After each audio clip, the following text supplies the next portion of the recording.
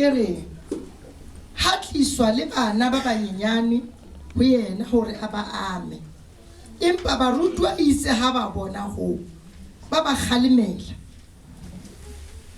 16 ya ba Jesu o ba bitsa a re le sambana ba tle ho nna mme le seke la ba thibela hobane mmuso wa mahodimo ko ba jwalo ka bona 17 ka nnete ke re ho lona le ha e ka ba mang ya sa amoheleng mmuso wa modimo jwalo ka ngwana a keke a kena teng. Hallelujah. Lizwi kaNkulunkulu lithi ithema baletha kulethwa abantwana kodwa abafundi because bebangayi-understand le ndaba bayabakhuza ukuthi ayini bayisaphi abantwana kuJesu. Amen bazalwane. Kanti thina sifuna beze kuJesu abantwana. Uthi uJesu yekelani abantwana beze kini. Glory to Jesus. Kungakho kungamelanga sishiye abantwana masize enkonzweni. Namhlanje nizobabusisa. Kusasa nizobashiya. Amen. Uthi uJesu lethani bayekeleni beze kimi. Abantwana bazofunda lento basasephansi ku Sunday school. Bakhulele ekumazini uNkulunkulu.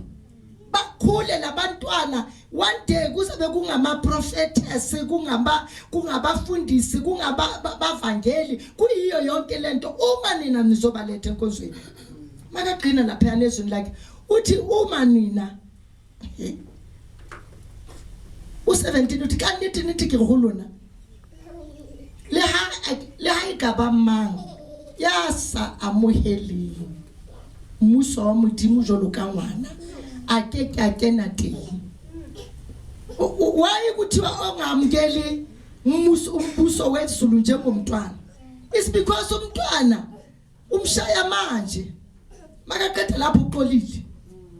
But uma wena ungumuntu omdala mukunyathela manje umbamba ngegqubuza esihogweni. Glory to Jesus. Uthizwe kaNkulunkulu uma ngeke siwamkele njengabantwana umbuso wezulu angeke singene ezulwini. Asingene ezulwini uma ngeke sifane nalabantwana. Kuhle ukuthi sinyathelane ngoba singabantu kumele sinyathelane but sixolelane. Amen.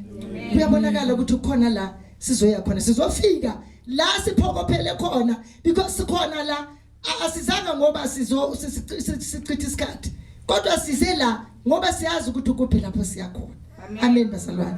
Sizobabeka izandla abantwana iworship team esekho ngicela nihlabelele bazalwane bese sibabeka izandla abantwana. Amen. Glory to Jesus. Mase sibabekile izandla abantwana sabanikeza certificate. Noma singekho khona manje siphelile ithe mangithi ngiyayozenza ngathola ukuthi kumele soqala phansi. Ngabona ukuthi isikhathi sesiyangishaya. Sibanikeza certificate. Le certificate sinomsebenzi omkhulu emntwaneni. Amen. Sikwenza ukuthi izinto zakho zibe lula because siyathola siyafuneka noma ufika leka home affairs certificate sokuthi ubekwe izandla lomntwana ubusisiwe. Amen. Ngakho kubalulekile ke ukuthi abantwana bethu babusiswe. Glory to Jesus.